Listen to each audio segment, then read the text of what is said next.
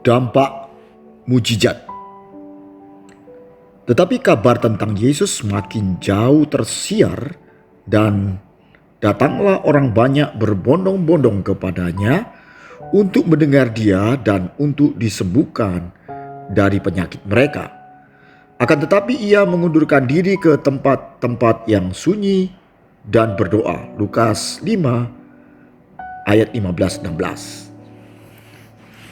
Kita sering mendengar KKR, kebaktian kebangunan rohani, kesembuhan rohani oleh hamba Tuhan yang tersohor yang diiklankan di media dengan kata-kata yang pembaptis. Hadirilah, banjirilah, datanglah berbondong-bondong, dan seterusnya.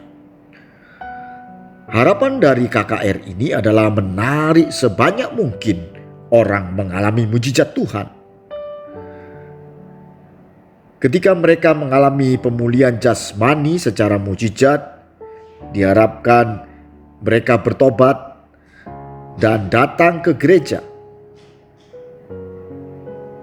Pertanyaannya, benarkah dengan mengalami mujizat mereka akan bertobat? Mereka akan mengalami perubahan cara berpikir atau metanoia? Mari kita melihat apa yang dialami murid-murid Yesus setelah melihat Yesus melakukan mujizat. Apakah mereka mengalami metanoia? Perubahan cara berpikir dari cara dunia ke cara berpikir surgawi? Dari cara berpikir kedagingan ke cara berpikir rohani? Kalau kita baca di kitab Injil, kita bisa pelajari murid-murid Yesus justru tidak menjadi rohani ketika mereka melihat bagaimana gurunya melakukan pelayanan dan banyak melakukan mujizat. Yang terjadi adalah mereka saling bersaing untuk siapa yang akan menjadi murid yang terbesar, siapa yang akan menjadi tangan kanan Yesus. Maka timbullah pertengkaran di antara murid-murid Yesus tentang siapakah yang terbesar di antara mereka. Lukas 6 ayat 46. Bahkan ketika mereka masuk ke daerah Samaria dan orang Samaria menolak kehadiran mereka, mereka marah. Mereka ingin melakukan mujizat dengan menurunkan api dari langit untuk membinasakan orang Samaria. Betapa tidak rohaninya mereka. Tetapi orang-orang Samaria itu tidak mau menerima dia karena perjalanannya menuju Yerusalem. Ketika dua muridnya yaitu Yakobus dan Yohanes melihat hal itu, mereka berkata, "Tuhan, apakah Engkau mau supaya kami menyuruh api turun dari langit untuk membinasakan mereka?"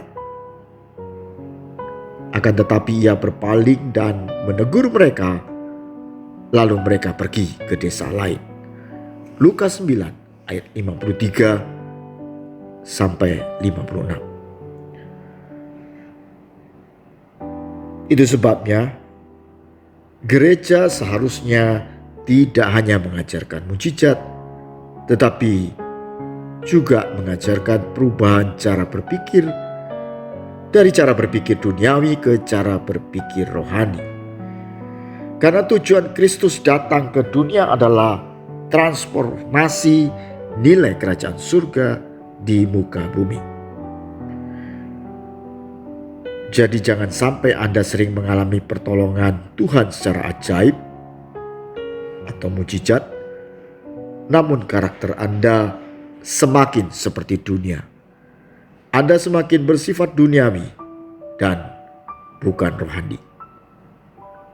Anda mengerti? Amin.